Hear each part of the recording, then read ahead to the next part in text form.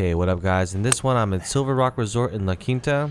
Oh yeah. We're starting off here with a shorter par 4. I'm playing the combo tees. This second shot I end up pulling a little bit to the left. I end up in my favorite spot on the golf course, the beach. And if you actually watch the channel, you know I hate the sand trap. I will take that. But this one turns out great. Oh my, I'm just so happy it's not bladed across. And as you can see, the Jailbird Versa in full effect here, which helps me convert the sandy par. Oh, thanks. Coming up next, par 5 here, hit a pretty decent drive up the left hand side, and we're sitting pretty for my next shot. Not overthinking this second shot, we're just taking out a club that I know I can't reach the water on the right hand side, which leaves me a good approach shot into the green. Thanks. Okay, looks fun, looks fun. We play this one a little conservatively and aim a little bit to the left of the flag. It goes. And it ends up going a little bit long, but we're just off the green. And here's the attempt. Hit the hole, hit the hole, hit the hole, hit the hole, hit the hole. Oh. And it zoomed right by, but we're able to clean this one up. So we're starting off pretty strong here, but you're probably wondering why the title of the video is Disaster in the Desert. And if you stick around long enough, you'll see why. But back to this par 3, both of the people in my group went short. I took extra club and barely made it over. Little uphiller, right to lefter. Also, the greens here at SilverRock were no joke. Die. However, I was too afraid for it to roll back to my feet, and I hit it way too hard. Ah, that was bad. And here's the returner. And of course, we're going to hit it too short. And you leave the next one short. That's how it goes, right? But at this point, we're only 1 over through 3. Oh, 3 putt. To me, SilverRock really embodies what desert golf is all about. With these mountains in the background, it's hard to beat these views. And after a well-placed drive, I'm just thinking center of the green and try to get on, even though I couldn't see it because I lost it in the sun. And eventually, if you get onto the green in regulation enough times, some of these are bound to fall. There we go. So now we're even through 4. There we go. So coming up, another short par 4. Just don't miss it too far right, and you'll be fine here on this hole. And with an elevated line, took a little bit more club than the yardage that I would normally take. And we end up going for the center of the green, and hey, we're on the green in regulation once again. Adam gave me a really good teach here on this putt, sweeping left to right here. You know, I think that was pretty good line.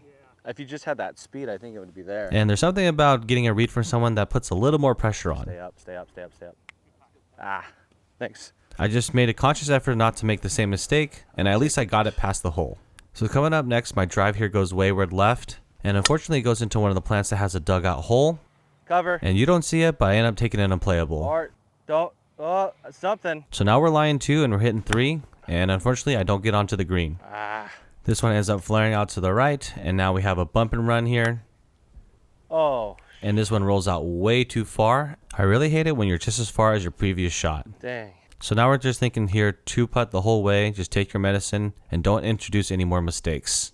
And this one ends up being tidy here with 2 putts. We end up getting a double here with an unplayable stroke taken. No, I took an unplayable. So if you've been watching the channel for quite a while now, Oh, flirting. you know something as small as an unplayable stroke will not be the disaster that I'm referring to in the title of the video. And as I take a drop here for my drive in the hazard, Thanks. that's not the disaster either. Oh. And this one comes out a little bit skinny, but we're still safe right off the green. And we make a little tidy chip here to get up and down. Wow, still rolled past. So even though I had a hazard ball, we're still able to get bogey here and get out with minimal damage. Coming up next, pretty straightforward par 3, just don't be short. Still playing percentages here by aiming for the center of the green, and a pull is no issue. This one I get a little bit aggressive here because I really want that birdie. Oh. And unfortunately this one ends up rolling just past, but we tap it in for another par. So at this point I'm playing some pretty dang good golf, and honestly when I'm filming out there, sometimes I just forget about my score and just focus on trying to make good content, all while trying to keep a good pace of play here, just to make sure that I'm respectful to the people around me on the course. I honestly didn't realize that I was shooting this well. And as I just mosey this one off the fringe, and onto the green, I have a hefty length putt for my par here, but with the Jailbird Versa, we're good to go. So at this point, through 9 holes, 3 over, we're looking good. This hole, I got scared of it. obviously scared of the water on the left, so I flare it out to the right. This second shot ends up being pretty decent here, and we're on the green in 2. Once again, with this distance, we're just thinking 2-putt the whole way. Oh. Unfortunately, this one gets a little bit away from me, but we're able to ramrod this one home for another par. Whoa. Oof. So playing the white tees here, Oh, wow. Admittedly, this is a huge advantage compared to the blues. Oh, there's no... And my ball ends up well short of the green here. Uh-oh. And I hit a terrible chip to get onto the green. So once again, we're just thinking 2-putt here all the way. I hit this one a little bit too firm and it goes about 6 feet past. But like I said again, the Jailbird Versa is money. Also, if you're waiting for that disaster, you have a couple more holes to go. This par 5 has a ton of water on the left. Uh-oh. Ah, it's wet. And of course I go over there. Oh, no. So I take my drop and I'm hitting 3. And I do nothing out of the ordinary here. Still laying it up to put myself in a good position to get on in 4.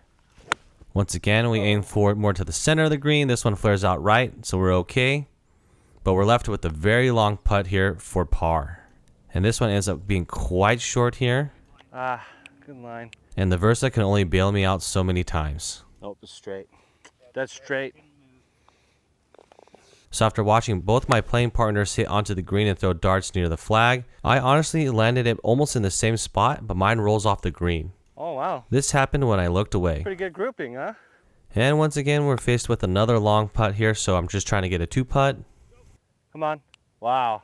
I leave the first one short, and I'm unable to clean this one up for par. But buckle up, here comes disaster. Yeah, it's not, I think it's overread right here.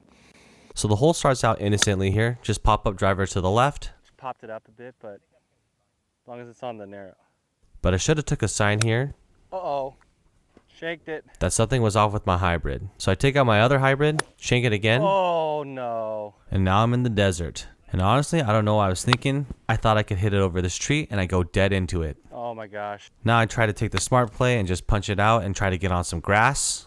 But I end up flubbing this Oh, my gosh. and blading it across the green. My ball gets stuck in these bushes. Max score, maybe? And then now I'm just trying to finish the hole in a timely manner because people are waiting on me. And then we end up taking 2 wedge putts here to get a total of 10 strokes here on this hole, a total round killer, and a disaster of a hole. So on this drive, let out a little bit of frustration and hit a pretty good one. And once again, just trying to get back on track here, aim for the center of the green, and this one ends up just barely short and off. And it doesn't matter what putter you have, Stay up. it can't help you read the greens. Whoa. Whoa. Whoa. And unfortunately, we have a long one here for par, and we can't convert. Ah, yeah. What are you going to... Oh, it's like coming backwards, you know? Coming up next is this awesome par 3 over water, and I'm not going to lie, it hit an absolute dart to the pin. Oh! But if I'm being honest, this hurt almost as much as that 10. Yeah, I knew it. Knew it. Right? At this point here, I know the round is shot, Uh-oh. Speaking of... Oh, that should be fine, though. and it doesn't help to hook it into the desert. And given the traumatization from the last par 5, I just punched this out. Oh, thin, but over. And not changing my mentality on this hole, I just lay up. Oh, wind, please. Okay, yeah. We're still able to get onto the green in regulation +1, and the same mentality still reigns true. Just try to preserve the 2-putt. Bye. But sometimes when it rains, it pours. Man, I am just everywhere today. Come on. The last hole is a drivable par 4, Oh, if it was a little more right. and of course I get nowhere near it.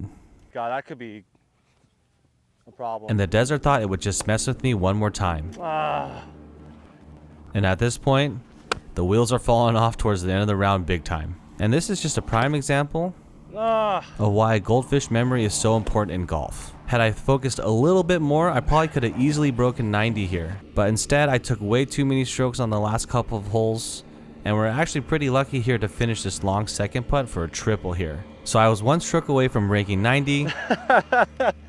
And without that disaster hole, I think I had a halfway decent round. But I hope you guys enjoy that one. Keep chasing. We'll see you in the next one. P.S. Rake the bunkers.